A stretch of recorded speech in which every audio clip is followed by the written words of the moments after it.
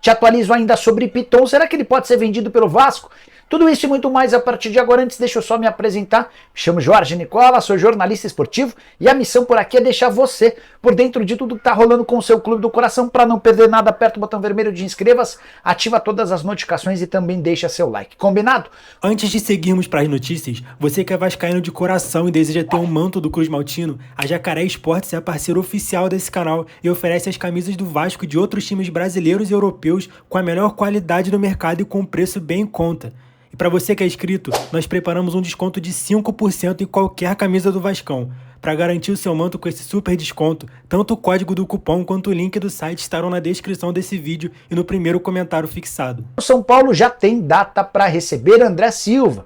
Novo centroavante tricolor embarcou nessa quinta-feira lá de Portugal com destino à capital paulista. O desembarque está previsto para as primeiras horas dessa sexta-feira. Atleta de 26 anos de idade, comprado por 3,5 milhões de dólares.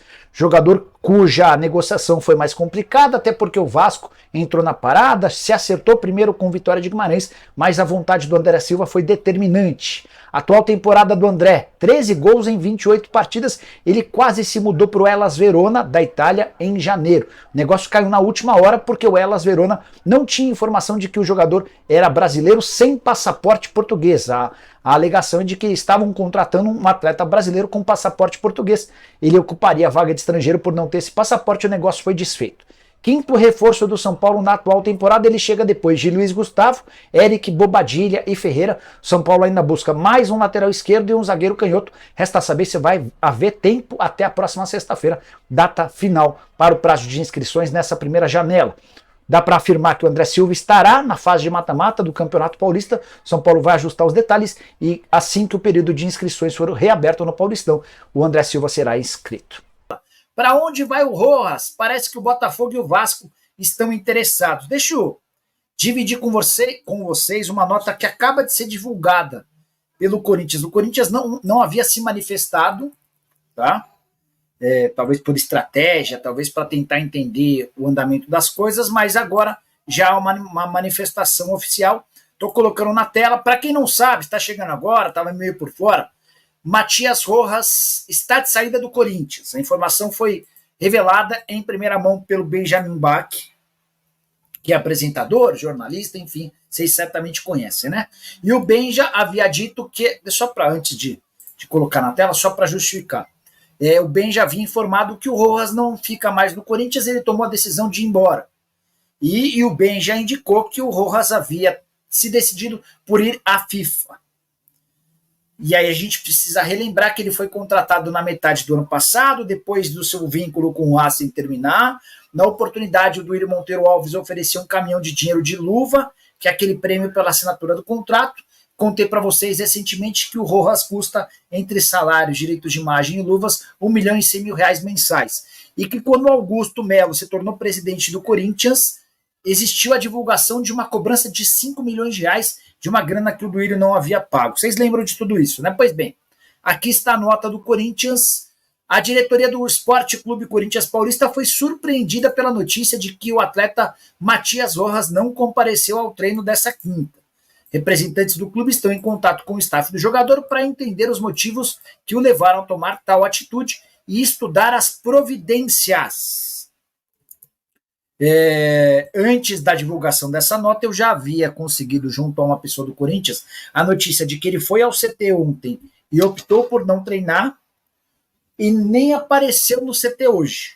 Tá? A opção dele tudo indicando que ele vai recorrer à FIFA para garantir a rescisão do contrato e, mais do que isso, ganhar o dinheiro que o Corinthians lhe deve, e certamente ele vai pedir nessa ação que o Corinthians pague até o fim do contrato. Deixa eu só calcular. Rojas, contrato Corinthians até. Tem contrato até 2027. Tá? Então, se ele ganha R$1.100.000 mensais e ele tem 24, 25, 26, nossa senhora Aparecida. Dinheiro, hein? Dinheiro. Bom, Marcos Martins Nicola ainda consegue inscrever o Rojas em algum time brasileiro? Sim. Prazo de inscrições no futebol nacional se encerra no dia 7. Dia 7 é mais conhecido como sexta que vem, né? Não, é quinta que vem. Tá? Então os clubes de futebol no Brasil têm até quinta-feira da semana que vem para registrar. Nicola, mas como é que se dá essa saída do Corinthians?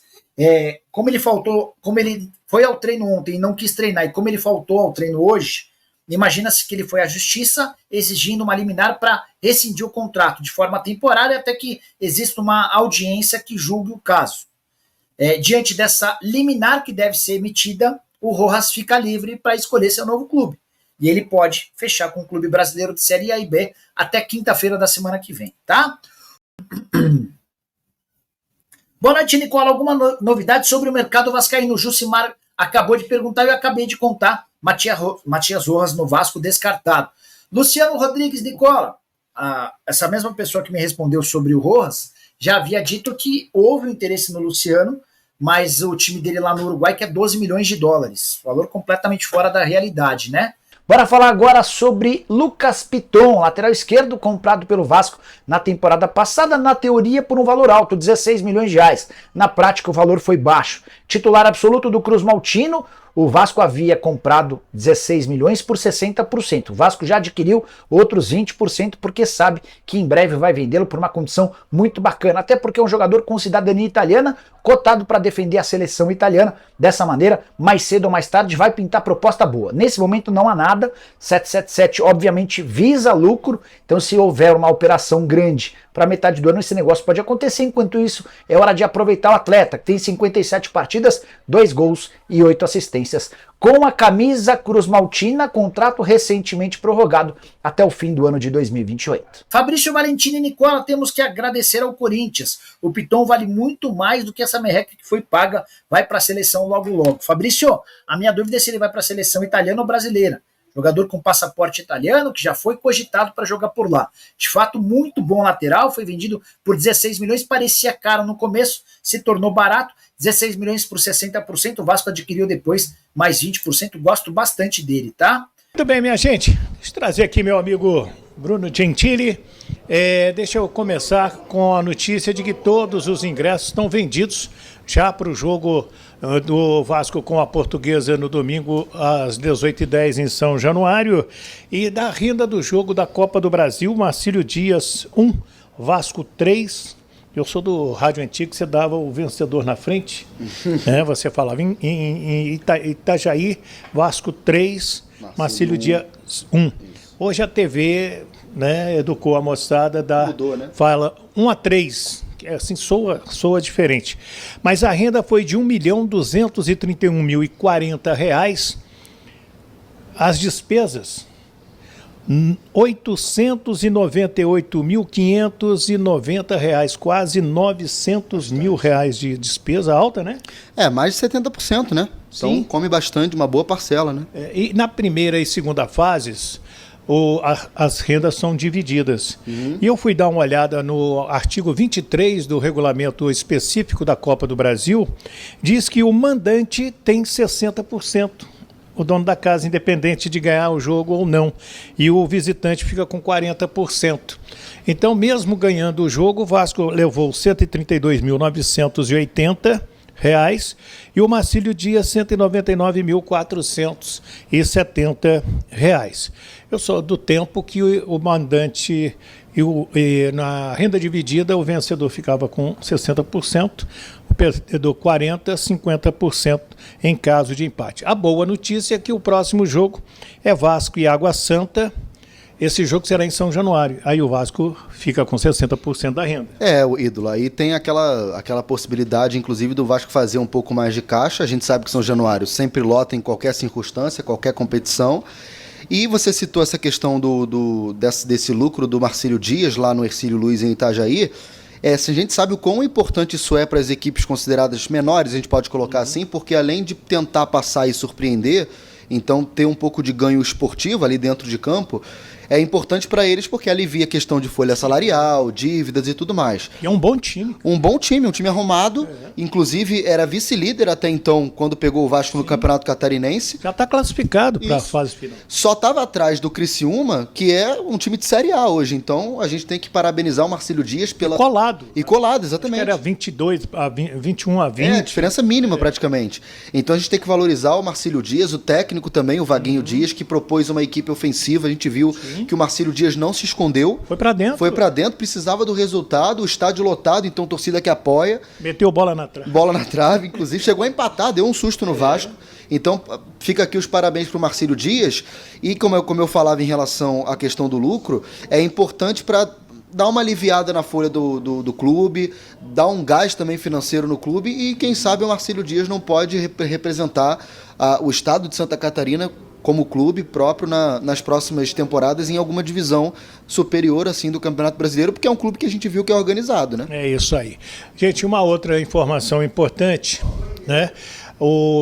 Nós temos a notícia de que hoje fecha as inscrições do Campeonato Carioca. Meia-noite fecha. Então o Vasco agora à noite está se movimentando. Eu acredito que não venha mais ninguém agora para o Campeonato Carioca, mas venha até dia 7, pelo menos foi o que me disse o Alexandre Matos. Ele que é um atacante, né?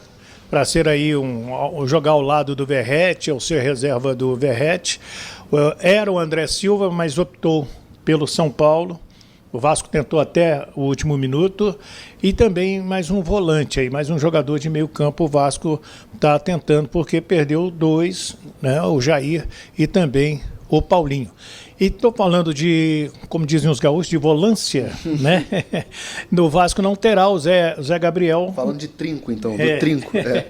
O Zé Gabriel no jogo com a Portuguesa é a chance do Juan Esforça começar junto da torcida dentro de São Januário já sentir aquele calor do estádio do Vasco, hein, Bruno? Com certeza, ídolo, até porque a gente sabe que da qualidade do Esforça, quem nos acompanha também deve ter visto ele no torneio pré-olímpico, foi um dos grandes responsáveis naquele jogo decisivo entre Argentina e Brasil por anular as principais jogadas do Brasil, inclusive marcando o Endrick, que a gente sabe que hoje talvez seja a nossa maior promessa. E o Esforça entra num jogo como titular, óbvio, aproveitando a suspensão do Zé Gabriel, como você disse, não podia entrar num jogo melhor, porque é um jogo que o Vasco já está praticamente com o pé na semifinal, óbvio, fica fora só se houver uma catástrofe, perder para Portuguesa, o Botafogo vencer. Ele já pode entrar até classificado se o Fluminense ganhar ou empatar com o Botafogo. Isso, então assim, é um jogo que o Esforça vai ter a torcida ao seu lado, num jogo que não tem tanta pressão, e ele como um jogador bom, diante de um time de menor expressão como a Portuguesa, tem tudo para se dar bem. Aliás, se você perguntar a minha opinião, até acho que ele vai ser titular do Vasco ao longo da temporada. Também acho. O Zé Gabriel talvez até perca essa posição ou ele jogue junto com o Zé Gabriel. A gente não sabe o que o Ramon Dias vai fazer.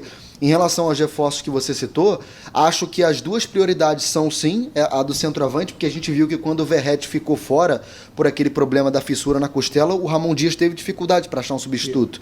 Inclusive chegou até a improvisar jogadores que não são de fato referência, não são camisa 9, porque não tinha outro, a não ser o jovem Ryan de 17 anos, que é um garoto ainda vai ter muito tempo para evoluir. E como diz ele, é para dar oportunidade e não responsabilidade. Isso aí, é para ver como jogadores se colocam à prova em jogos difíceis, né? A orientação para o Ryan é: vai lá e joga. E joga, faz o que você sabe, faz o que você se sente bem.